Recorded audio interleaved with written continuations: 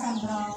ประจำปี 2565 ในโครงการบรรพชาสามเณรและอุปสมบทพระภิกษุบริสั่งรองเพื่ออุทิศถวายพระราชกุศลแด่พระบาทสมเด็จพระบรมชนกาธิเบศรมหาภูมิพลอดุลยเดชมหาราชบรมนาถบพิตรและถวายพระราชกุศลแด่สมเด็จพระกนิษฐาธิราชเจ้ากรมสมเด็จพระเทพรัตนราชสุดาสยามบรมรา ราชกุมารีเนื่องในโอกาสวันคล้ายวันพระราชสมภพในวันนี้คือวันที่ 2 เมษายน 2565 ในโอกาสนี้ข้าเจ้าขออนุญาตเรียนเชิญดร.อภิวัตร ไตรสรรักษ์ประธานในพิธีปล่อยสั่งรองรอดศรีบุญเรืองประจำปี 2565 เพื่อรับฟังการกล่าวรายงานจากนายกเทศมนตรีเทศบาลตำบลแม่เสรียงนายมนตรีบำรุงเกียรติเจ้าขอความเชิญครับ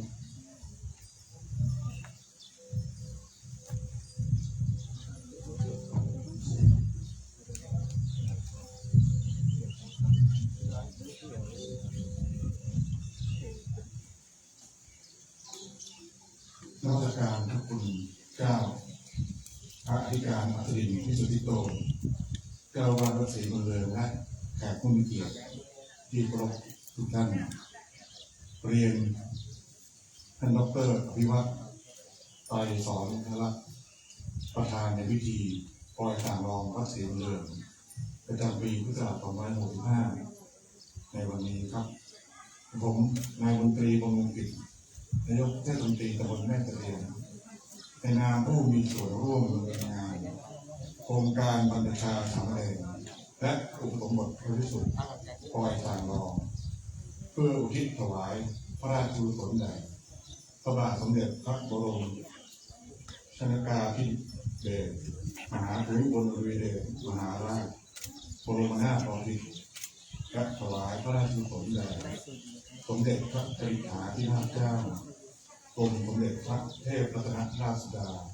สยามบรมราชวารีเนื่องในโอกาสวันคล้ายวันพระราชสมภพวันที่ 2 เมษายน พุทธศักราช 2565 ประจำปี 2565 ครั้งนี้เพื่อให้เยาวชนได้ปลูกฝังพัฒนาคุณธรรมจริยธรรมขัดเกลาจิตใจและเข้ารับการศึกษาหลักธรรมปฏิบัติธรรมอย่างถูกต้องโดยได้รับพระราชทานผ้าไตรจากสมเด็จพระกนิษฐาธิราชเจ้ากรมสมเด็จพระเทพรัตนราชสุดาสยามบรมราชกุมารีในการดำเนินงานในครั้งนี้มีผู้เข้าร่วมบรรพชาผู้สมบทจำนวน22 คนวันนี้ได้เวลาเป็นมงคลเลิกแล้วจึงให้ขอเรียนเชิญท่านประธานกล่าวเปิดโครงการและมอบเกียรติบัตรแก่ผู้สนับสนุนโครงการต่อไปขอการเรียนเชิญครับที่ตกลงก่อนนายกเทศมนตรีเทศบาลตำบลแม่เสรียงรายงานครับอันดับต่อจากนี้ไปประธานพิธีก็จะได้จุดธูปเทียนบูชาพระรัตนตรัยขอการเรียนเชิญครับอย่างที่เป็นพระรัตนตรัยที่ได้เตรียมที่เรียบร้อยแล้วนะครับหลังจากนั้นก็บรรยายให้ท่านผู้ฟังท่านผู้ชมได้รับทราบนะครับจากที่ประธานได้จุดธูปเทียนบูชาพระรัตนตรัยอย่างพระโอษฐ์เรียบร้อยแล้วประธานก็จะมาทำพิธีกันต่อไปซึ่งทุกคนก็จะได้เรียนเชิญตามลำดับนะครับสำหรับในช่วงนี้นั้นนะครับก็ทางด้านจังหวัดแม่ฮ่องสอนโดยท่านประธานสภาวัฒนธรรมจังหวัดแม่ฮ่องสอนนะครับก็ได้สนับสนุนท่านประเสริฐประดิษฐ์นะครับและก็ทางด้านหัวหน้าสำนักงานจังหวัดแม่ฮ่องสอนนายนัทปราชญ์ชัยยานันท์นะครับท่านก็ร่วมอนุโมทนาในข่าวครั้งนี้ด้วยนะครับพร้อมกันนั้นนะครับก็มีท่านวัฒนธรรมจังหวัดแม่ฮ่องสอนนะครับนางสาวทัศนีวรเนตรนะครับให้การสนับสนุนในการจัดกิจกรรมในครั้งนี้ด้วยนะครับซึ่งในวันนี้นั้นประธานพิธีนะครับก็คือท่านดร.อภิวัตร ไตรสรรักษ์ก็ได้ทุกทีมชาวพระไตรยังพระโอษฐ์เรียบร้อยแล้วนะครับหลังจากนั้นแล้วท่านก็จะเดินออกมาจากพระโอษฐ์นะครับตอนนี้ก็ได้ตัดต่อนะครับจากพระราชในพระโอษฐ์นะครับซึ่งพระโอษฐ์หลังนี้นั้นนะครับเป็นสถานที่ที่พระบาทสมเด็จพระจุลจอมเกล้า นะครับได้เสียพระเจริญมานะครับโอกาสนี้ครับขอเรียนเชิญประธานในพิธีเปิดกรวยดอกไม้ถวายสักการะพระบรมฉายาลักษณ์พระเจ้าเมืองคือพระองค์เจ้าสมสวรีพระวรราชาธิดามาศกรวยในพิธีได้เดินขึ้น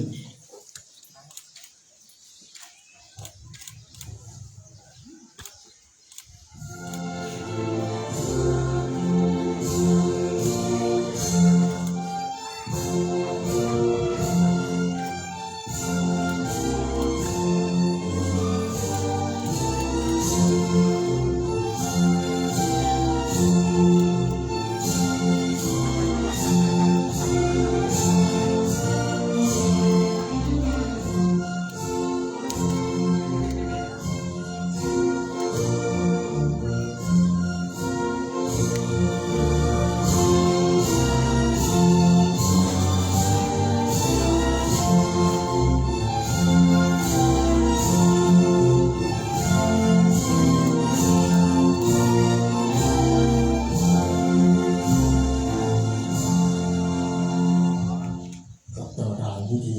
ได้ถวายสักการะบรมฉายาลักษณ์สมเด็จพระนิธิราชากรมสมเด็จพระเทพรัตนราชสุดาสยามบรมราชกุมารีอันดับต่อจากนี้ไปท่านประธานพิธีก็จะได้กล่าวนะครับพิธีในครั้งนี้ครับท่านดร.อภิรักษ์ไตรสารลักษณ์ขอเรียนเชิญค่ะ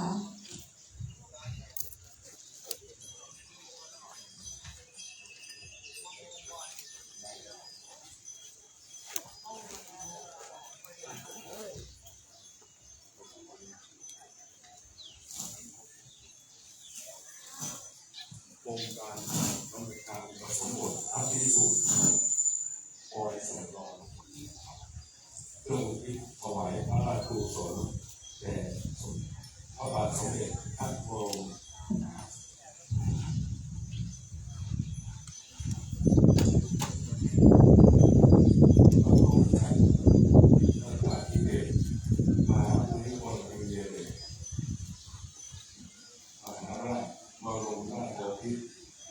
และถวายพระราชกุศลแด่สมเด็จพระนิธิราชเจ้ากรมสมเด็จพระเทพรัตนราชสุดาสยามบรมราชกุมารีเนื่องในโอกาสวันคล้ายวันพระราชสมภพวันที่ 2 เมษายน 2565 ประจำปี 2565 ในวันที่ 2 เมษายน 2565 ณ วัดศรีบุญเรือนนมัสการพระคุณเจ้าพระอธิการอัศวินวิสุทธิจิตโตเจ้าวัดพระศรีบุญเรือนเรียนหัวหน้าส่วนราชการระดับจังหวัดหัวหน้าส่วนราชการและแขกผู้มีเกียรติทุกท่านผมนายอภิวัตรไตรสรลักษณ์รู้สึกเป็นเกียรติอย่างยิ่งที่ได้มาเป็นประธานเปิดโครงการประชาสัมพันธ์และผสมบทพระภิกษุปอยสังรองเพื่ออุทิศถวายพระราชกุศลแด่พระบาทสมเด็จพระบรมราชินีนาถมหาภูมิพลอดุลยเดชมหาราชบรมราชบพิตรและถวายพระราชกุศลแด่สมเด็จพระนิธิราชเจ้ากรมสมเด็จพระเทพรัตนราชสุดาสยามราชกุมารีเนื่องในโอกาสวันคล้ายวันพระราชสมภพวันที่ 2 เมษายน 2565 ประจำปี 2565 ซึ่งในวันนี้ซึ่งเป็นเรื่องที่น่ายินดีสำหรับพ่อแม่ผู้ปกครองและเด็กนักเรียนเยาวชนที่เข้าร่วมกิจกรรมถวายพระราชกุศลและยังได้ทดแทนพระคุณของบิดามารดาบุพการีผู้มีพระคุณซึ่งเป็นเรื่องที่ดีสำหรับตนเองที่ได้รับมีโอกาสศึกษาเรียนรู้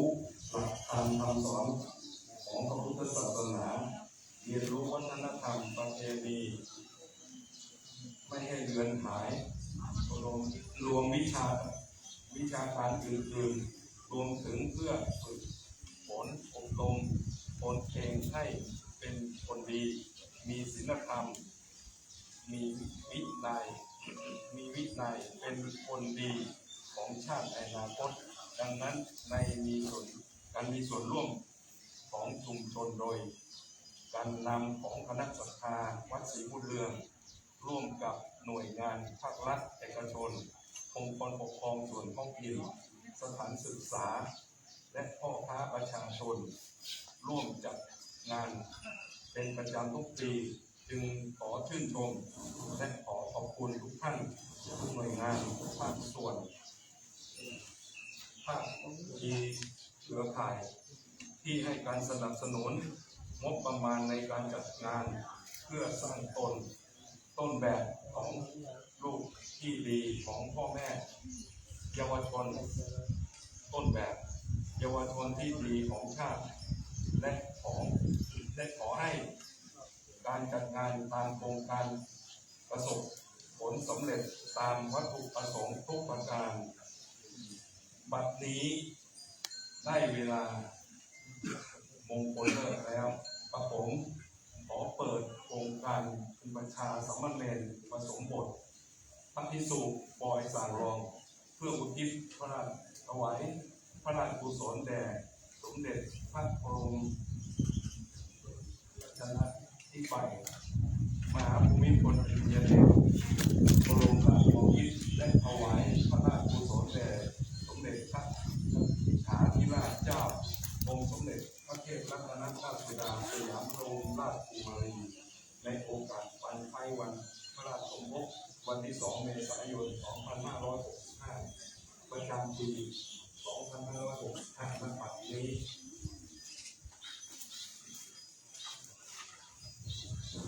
อันดับต่อไปกับขอเรียนเชิญท่านประธานร่ำของชัยเพื่อเกิดพิธีอย่างเป็นทางการเจ้า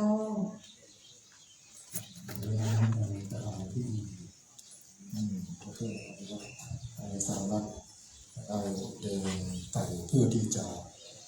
ตั้งของชัยกับที่บริเวณจุดลานบุญลานธรรมวัดศรีบุญเรืองตำบลมิสเรียงอำเภอมิสเรียงจังหวัดแม่ฮ่องสอนนะครับแล้วก็ทางด้านทางภาคสื่อมวลชนก็จะได้บันทึกภาพนะครับเราจะได้ยินเสียงของชัยนะครับที่ท่านประธานพิธีท่านดร.อภิวัตรไตรสรรัตน์ได้ด้านของชัยนะครับประธานได้ถือนะครับร้อนท้องใจแล้วนะครับตอนนี้ครับผมเสียงกลองไปทั่วบริเวณลานบุญลานดำวัดศรีบุญเรืองอำเภอแม่เสลียงจังหวัดแม่ฮ่องสอนอยู่ในขณะนี้นะครับโดยท่านประธานพิธีดร.อภิวัตรไตรสรรัตน์ครับ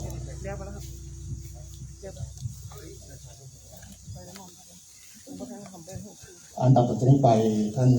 ขอเรียนเชิญท่านประธานพิธีนะครับขึ้นมานะครับเพื่อมอบเงินสดนะครับมอบบริเวณลานบุญลานธรรมที่บริเวณลานธรรมเลยนะครับเชิญนะครับในช่วงนี้นั้นเจ้าและขอเรียนเชิญ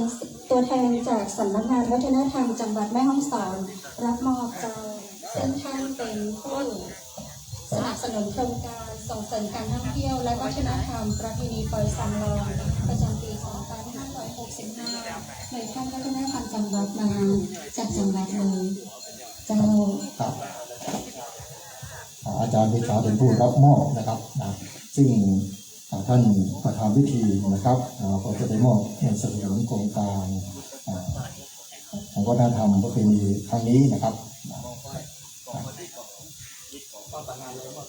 เอาวิประธานครับวัฒนธรรมนะครับทางก็จะได้มอบต่อนะครับ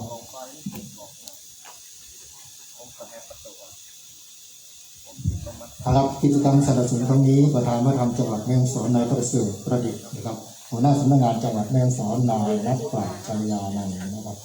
นายนักปราชญ์ชัยยานนท์แล้วก็วัฒนธรรมจังหวัดแม่ฮ่องสอนนางสาวทัศนีดอนเนตรนะครับให้การสนับสนุนกิจกรรมครั้งนี้กันด้วยนะครับผู้รับมอบทุนก็คือนายปรีชาวงน้อยนะครับก็รับมอบทุนในครั้งนี้นะครับ หลังจากที่ท่านประธานพิธีมอบเรียบร้อยแล้วนะครับก็เรียนเชิญท่านเข้าที่นะครับเพื่อพักผ่อนนะครับผมนะในที่ของวัฒนธรรมนะครับนะเทศบาลตำบลแม่เสรียงและชุมชนในเวียงนะครับเจ้าโดยนายบำรุงกิจนายมนตรีบำรุงกิจนายกเทศบาลตำบลแม่เสรียงเจ้านายกเทศมนตรีตำบลแม่เสรียงนะครับแต่เป็นภาพที่ระลึกด้วยนะครับผมนะครับในช่วงนี้นะครับก็คือบางทีเราก็เห็นก็จำไม่ได้ทั้งนั้นเนื่องจากว่าเรามีนะครับสวมหน้ากากกันนะครับขอขอบคุณท่านประธานพิธีครับท่านดร.อภิวัตรไตรสรรัตน์นะครับก็จะได้มาเข้าที่รับรองนะครับเพื่อจะได้ชมการแสดงกันต่อไปนะครับอันนี้และขอบคุณอันนี้ทางด้านนายปรีชาวงน้อยนะเจ้าผู้รับมอบสนับสนุนนะเจ้า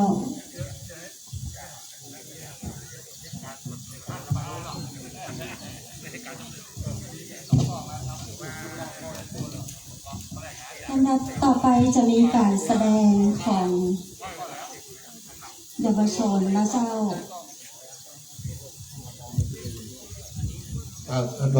การลำดับต่อไปนะครับจะเป็นลำดับการในการรับชมการแสดงนะครับเพื่อเป็นการต้อนรับประธานในพิธีนะครับ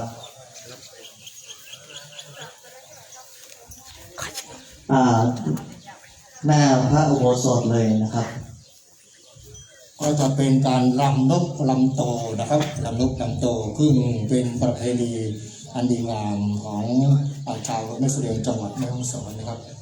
เด็กก็ทยอยมาแล้วครับนี่ครับต่างนกลำโตนะครับหรือว่าการแสดงแบบสับป่าหรือมะพร้าวนะครับในการรักษาประเพณีอันดีงามซึ่งทางวัดศรีวเรืองดำเนินการมาตลอดนะครับรำนกลำโตต้อนรับท่านประธานในพิธีนะครับ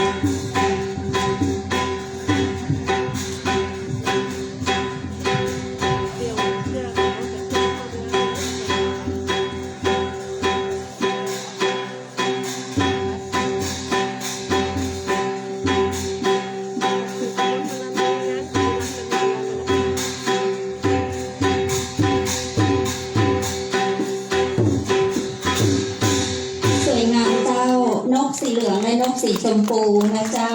และในโอกาสนี้ข้าเจ้าขอเรียนเชิญดร.อภิวัตรไตรสรลักษณ์เจ้ามอบเกียรติบัตรให้กับหน่วยงานต่างๆที่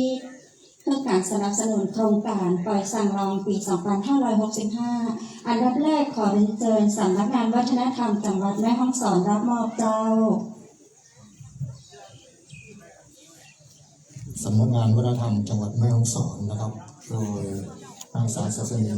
ตอนเนตรนะครับวัฒนธรรมจังหวัดแม่ฮ่องสอนนะครับ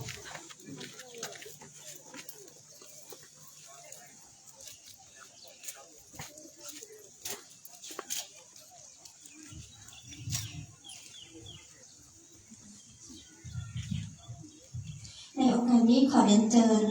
เทศบาลตำบลแม่เสรียงและชุมชนในเวียงรับมอบจากดร.อภิวัตรไตรสรลักษณ์เจ้า เป็นผู้รับมอบนะครับขอเรียนเชิญนายบุญตรีบุญกิจนายกเทศมนตรีตำบลแม่เสลียงเป็นผู้รับมอบครับ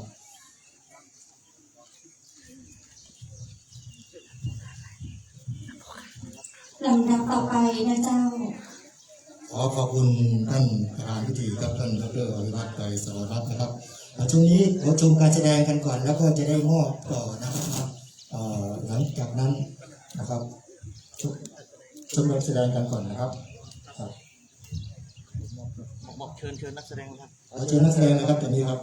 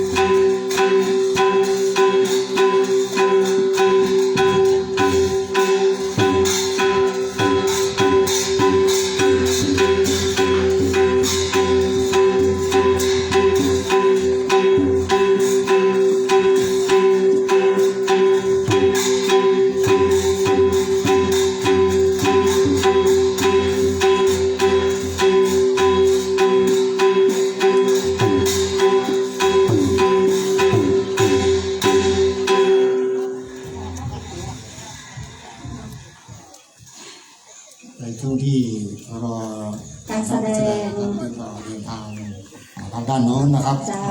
จะอันหลังดับนี้เนาะข้าเจ้าขอทางท่านดร.อภิวัตรไตรสารรักษ์นะเจ้าเพื่อเกียรติมอบรางวัลการประกวดแข่งขันการแต่งกายหรือเครื่องทรงสั่งลองก่อนนะเจ้า ครับ อันดับแรกเจ้า รางวัลชนะเลิศ ได้แก่เด็กชายนราวิทย์สุวรรณพรหม ขอเรียนเชิญเจ้า น้องนราวิทย์สุวรรณพรหม ครับ สวยงามสมที่ได้รางวัล รับรางวัล สีส้ม นะค รั รั บบ รางวัลจากท่านประธานเลยนะเจ้านะคะพระอาจารย์มาสั่งลองเป็นว่าเทวดาน้อย เป็นรางวัลชนะเลิศนะครับเด็กชายนราวิทย์สุวรรณพรหมนะครับ ต่อไป และ ครับ รางวัลรองชนะเลิศอันดับหนึ่งนะเจ้า ได้แก่เด็กชายวรวิทย์เลิศรัตนาดวง ขอแสดงความยินดีด้วยเจ้า ชื่อใกล้เคียงกันนะครับ เจ้าวิทย์วิทย์ อืมรองชนะเลิศอันดับหนึ่งนะครับ นี้มาด้วยจงกระ เด็ เบ ก นสี ชา แด ย ง วรวิทย์เลิศรัตนาดวง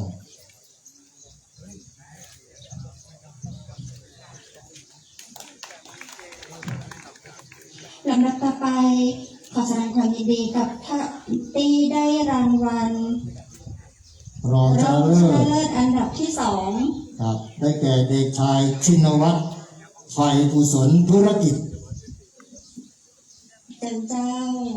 ครับรองชนะเลิศอันดับสองนะครับมาแล้วครับเด็กชายชินวัตรไฟกุศลธุรกิจรับรางวัลจากท่านประธานในพิธีครับ เป็นชุดสีม่วงสวยงามเจ้ายังบอกอแต่เจ้า มีรางวัลชมเชยอีก2 รางวัลครับ รางวัลชมเชย2 รางวัลก่อนเนาะ ครับ เจ้า คนแรกเจ้าเชวดาน้อยจื่อ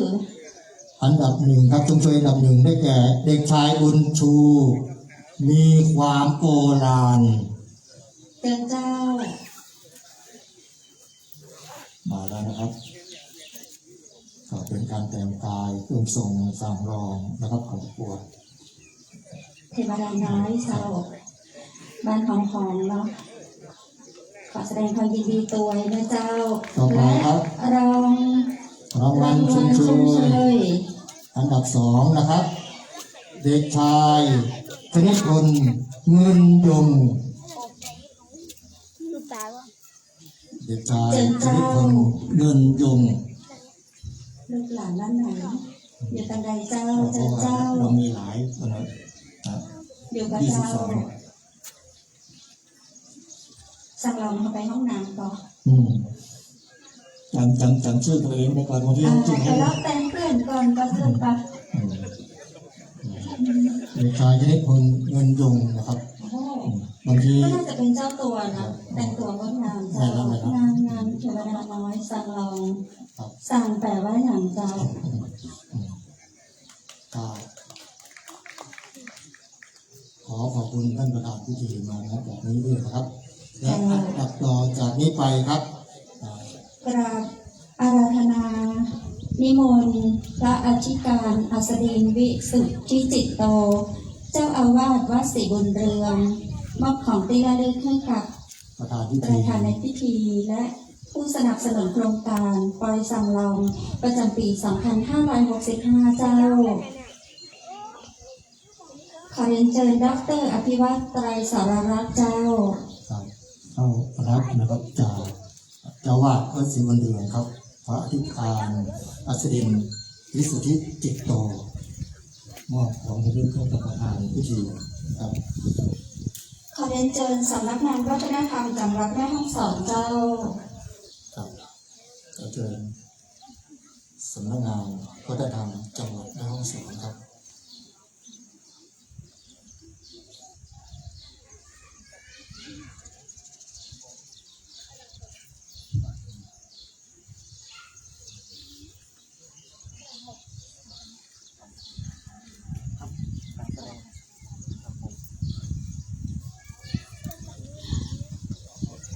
แต่นี้ทำไปชมการแสดงศิลปะวัฒนธรรมเจ้า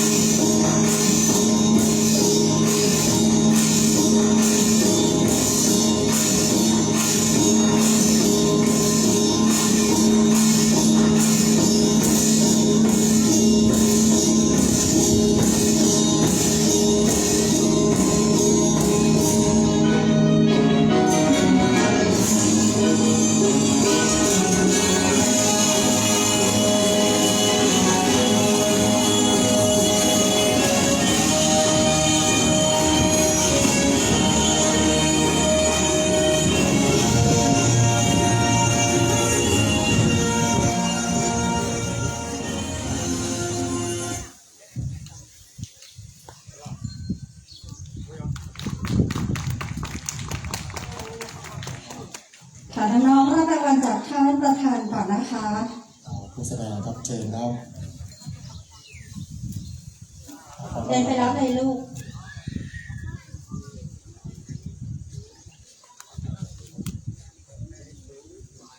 ขอรางวัลจากท่านประธานพิธีนะครับ มอบรางวัล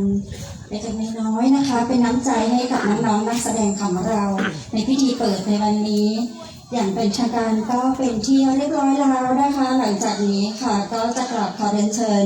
ท่านประธานนะคะ แล้วก็แขกผู้มีเกียรติทุกท่านค่ะ ร่วมถ่ายรูปด้วยกันที่บริเวณป้ายงานปอยสังรองปี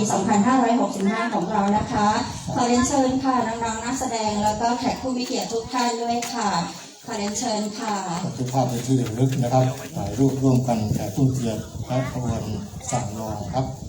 ที่ลานบุญลานการเมืองจะเป็นหรือว่าเวทีกลางนะครับ ค่ะแต่ในพิธีเปิดพิธีการในวันนี้ยังไม่หมดทั้งหมดนะคะยังจะมีในการแห่ปล่อยสั่งรองนะคะเดี๋ยวจะมีการแห่ในเรียนแม่เสลียงของเราค่ะ พิธีต่างๆยังหมดเพื่อนะครับนอกจากนี้ก็ต่ออยู่นะครับซึ่งตรงนี้นั้นท่านประธานพิธีนะครับบันทึกภาพร่วมกันนะครับเรี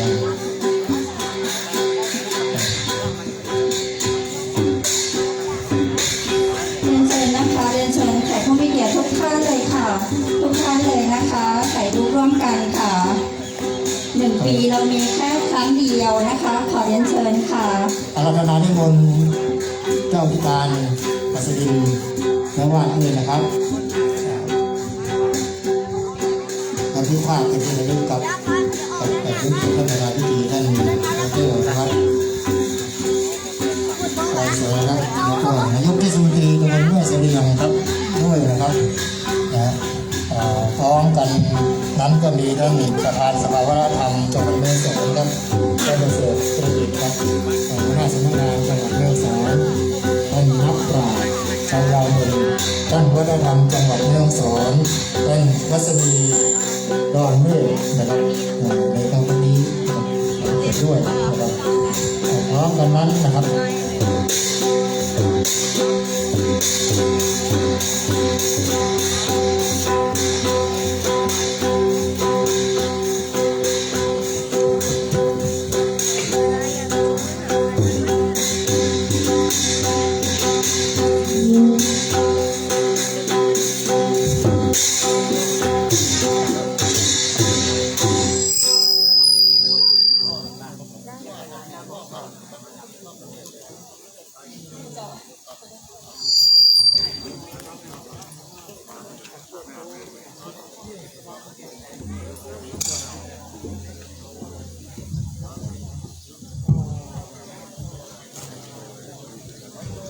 ช่วงนี้น้ำประธานพิธีนะครับท่านดร.ปริวัติไตรสารรัตน์ครับก็จะได้เตรียมโปรยข้าวตอกดอกไม้นะครับเพื่อปล่อยขบวนแห่สั่งรองประจำปี 2565 นะครับเดี๋ยวจะมีรถของเทศบาลมาด้วยนะครับวันนี้เป็นมาที่นี่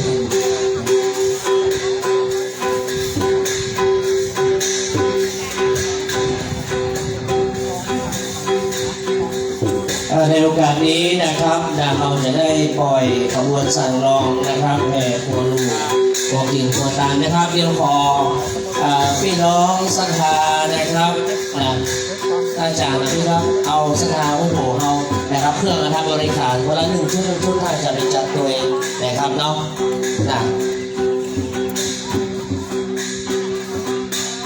คุณครูเพื่อว่าคุณจะเอาละออนกับป้ายตัวเองนะครับเนาะเรานักแสดงเรานะครับญาติโยมนะครับพี่น้องไม่โผล่นะครับเอาช่วยยกเครื่องทำบริการตัวเองนะครับนะครับ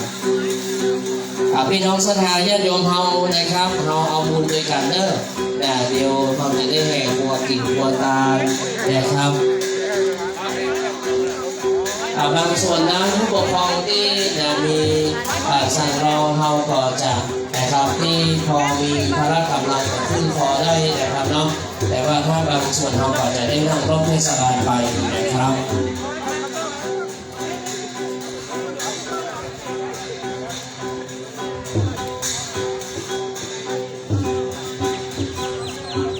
มาตั้งแถวหน้านี่เลยเดี๋ยวตั้งแถวหน้านี่เลย ขบวนสาย นั่งเหมือนเดิมหลังป้ายขบวนไปเลยโยม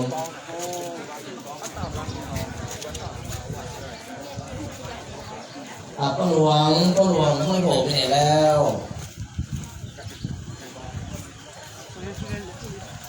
อันขันข้อตอบเราไหมเมื่ออันสทวรากรตัวเองเดี๋ยวจะไปบอกเจ้าบ้านเจ้าเมืองให้อาจารย์พี่ครับต่อนี่เลยเอาอยู่หลังนี่แกเราให้ไหนพี่บอกเดี๋ยวก่อนเดี๋ยวเอาอันนี้มาก่อนเอาต้นข้อตอบออกมาก่อนพี่เดียวต้นข้อตอบช่วยกันกำรอน้องรอให้นายนอนนั่นแหละเดี๋ยวนอนไม่หัวฮะที่หลังนะคุณพ่อน้องมาแล้วกอดหลักกอด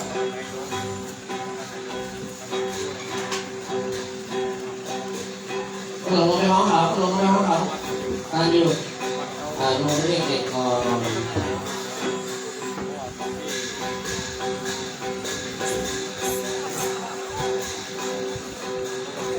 โอ้ถึงมีเพื่อนเขาตอบดอกไม้นะครับเพื่อนเขาตอบดอกไม้ ทำหน้าเลยหน้ารถนี่เลยเดี๋ยว เตรียมขบวนกันนะครับเพื่อที่จะถึงจะมีการโปรยทานเลยนะครับมีการโปรยทานและเอาเป็นวันการน้องทั้งหลายตรงนี้ก็จะได้แห่รอบที่สบายกับคุณแม่เสมียนะครับถ้าเตรียมจะดูนะวันนี้จะดูรามของแม่สีเดือนเหนือครับ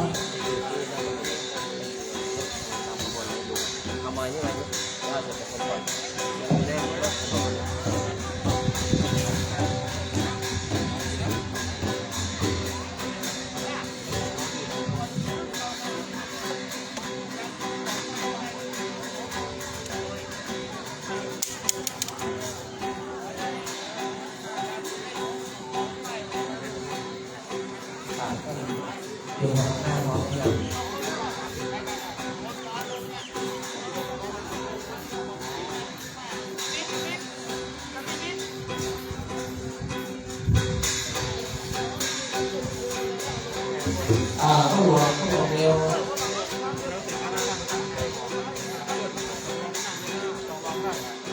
ของช่วยหลังรถเทศบาลที่ไหนเลย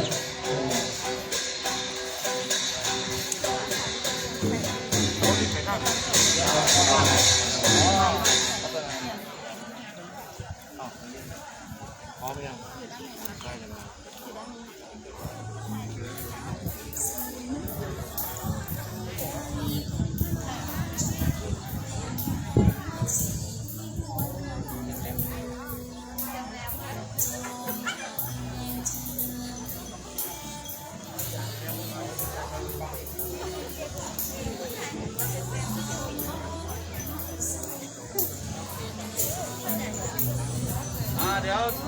ที่จะให้ผู้ปกครองหามมาเข้ามาข้างในแล้วเนาะ ผู้ปกครองที่จะให้ลูกแก้วขี่คอเข้ามาข้างในเลยเนาะที่ได้คุยกันไว้เนาะขอเรียนเชิญญาติผู้ชายที่จะให้ลูกแก้วขี่คอเรียนเชิญข้างในเลยนะที่คุยกันไว้เข้ามาข้างในเลยเป็นชื่ออะไรผมสมือไม่ก่อน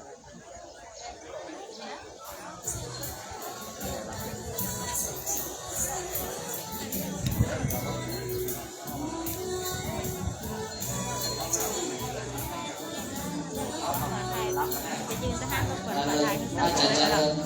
อง จะ ไปยืนนี่ก็ขวนขอทายทั้งสองหูแล้วจะนี่จะยืนนี่ค่ะ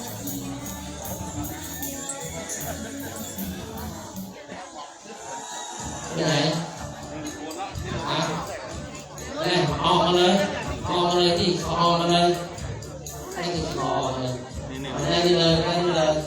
รอตรงนี้เลยเนาะเดี๋ยวรอตรงนี้เลยรอนี่เหรอครับเอาถึงขึ้นเลยขึ้นคอเลยยัดรอเนี่ยทำไมตรงนี้เอาขึ้นเลยเอาเลยแข่งดีๆสบายแล้วมาหาอะไรตามมาตัวใดมีมาเลยเนอะไปสั่งเรา อยู่หน้านี่เลยมา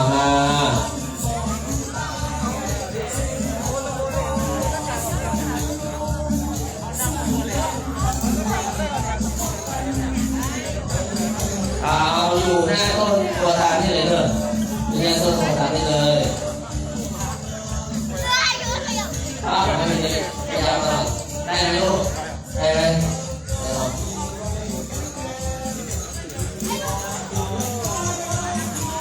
เขาชอบเลยโอ้มาแม่มาเอาเราขอบคุณไปดูบ้านนั่นที่ไหนทางเราหมุนไหน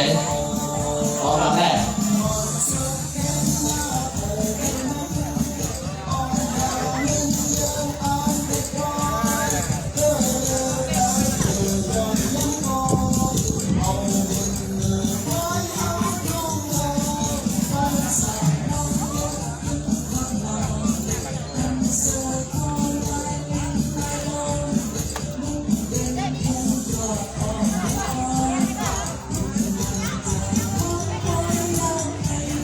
ที่ชอบที่เป็นแม่อาบูด้วยกันเอาที่เหลือเดี๋ยวเอาขึ้นรถไฟ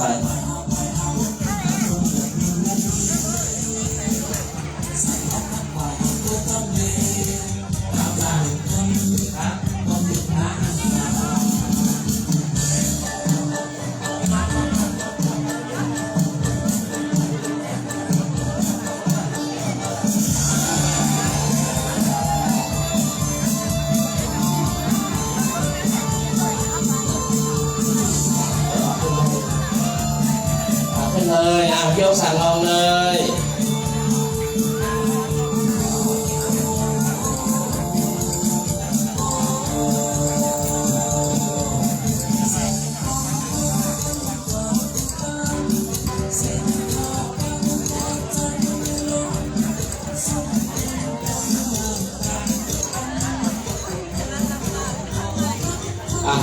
ขึ้นรถเลยสั่งลองขึ้นแต่วันนี้นะครับความอนุเคราะห์สงเคราะห์จากท่านมนตรีบำรุงกิจนะครับน้องนายกเทศบาลตำบลแม่เสลียงแต่มีงานต่อได้เพื่อความอนุเคราะห์ทางรถนะครับวันนี้ได้เอารถรางมาร่วมแล้วก็ได้เอาเจ้าหน้าที่มา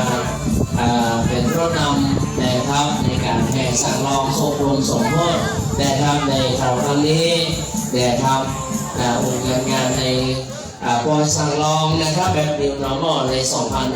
2565 ปีนี้นะครับ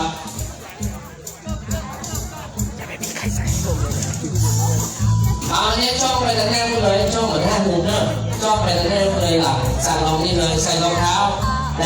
จ้องคำไปทางหลังสั่งลองได้เลยเนอะเนาะแล้วก็เดี๋ยวเวลาสั่งลองลงไปไหว้เราได้เอาบุญไปก่อนนะครับสั่งลองตัวใหญ่กับขึ้นรถไปเลยนะครับ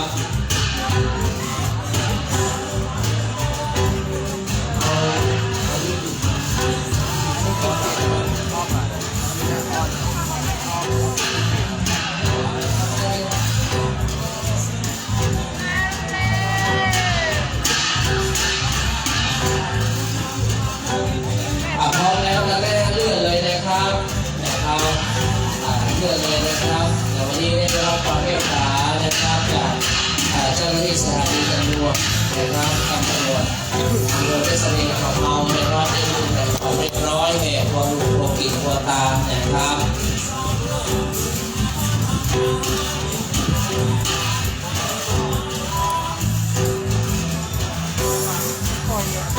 นี่เขามีเห็นไหมพวกเรามันเขามีแค่คือได้ไง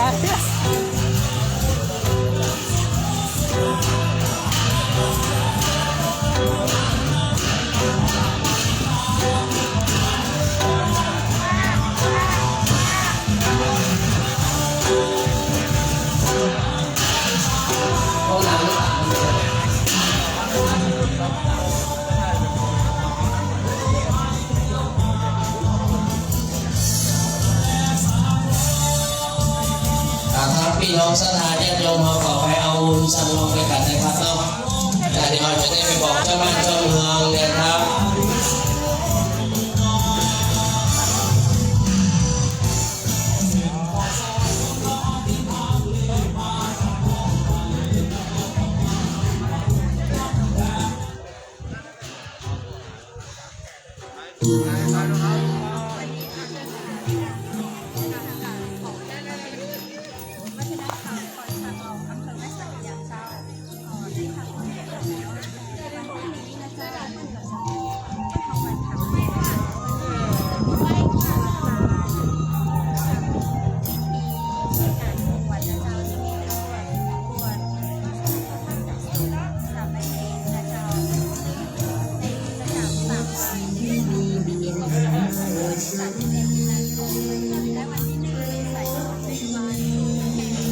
และในวันนี้นะเจ้าในวันที่3เนี่ยก็จะบอกว่า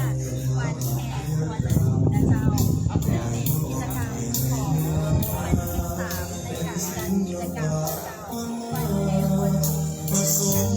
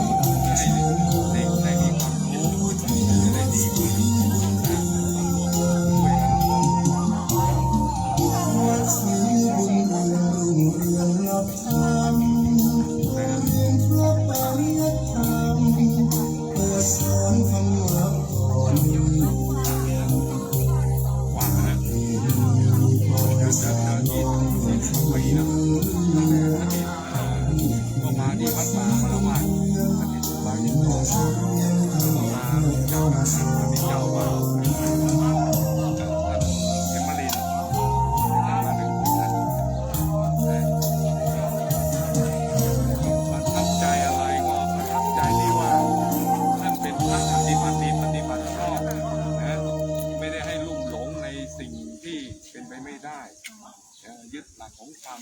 อยู่ที่เป็นธรรมชาติที่เป็นสิ่งที่เราจะต้องให้ความรู้ให้ปัญญาคนไม่ให้มันลุ่มหลงในยึดติดกับไอ้สิ่งวัตถุมงคลอะไรต่างๆท่านไม่ได้ทำอย่างนั้นดังนั้นประทับใจวัดหลายๆวัดหลายๆที่ท่านที่มีความรู้มีประทานแล้วท่านก็ยังอยากจะสร้างเงินสร้างนี่ให้คนมาบูชาจริงๆแล้วไม่ใช่ท่านพุทธทาสพี่ท่านก็เหมือนกันไม่เห็นมีสร้างอะไรแต่ว่าความศรัทธาการปฏิบัติดีปฏิบัติชอบเองท่านแล้วก็เป็นแนวทางที่ให้เราสามารถยึดติดได้ครูบาอาจารย์หลายๆรูปหลายๆองค์ท่านก็บูชาก็บูชากันแล้วทางอีสานนี่ก็ได้ไหว้ขอนะท่านก็ขอให้คนเป็นคนดีไม่ได้ให้ไปยึดที่จะต้องมาไม่ได้ยึดได้สอนให้เรามีสติปัญญาถ้าเราสามารถช่วยคนได้นี่เป็นประโยชน์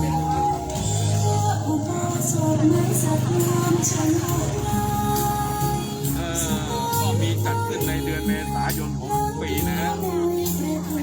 ใน3 ปีวันนี้ก็รู้สึกว่าติดเรื่องโควิดก็เลยไม่ได้จัดงานใหญ่โตปกติถ้าจะไปสั่งของเพื่อแม่สำเร็จเนี่ยผมจะมาแม่ของเนี่ยจะพูดได้ว่าใหญ่ที่สุดในประเทศเลยดังนั้นเป็นที่น่าอนุรักษ์ไว้ก็น่าอนุรั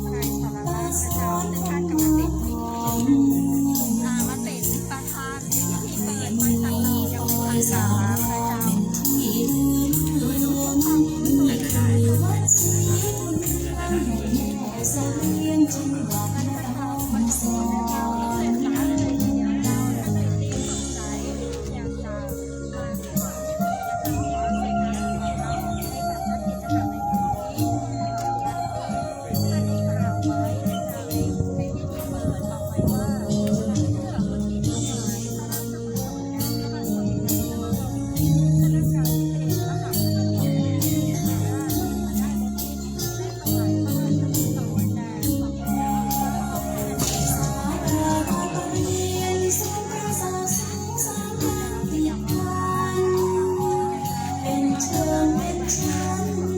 งดงามวิจิตรเสียฟ้า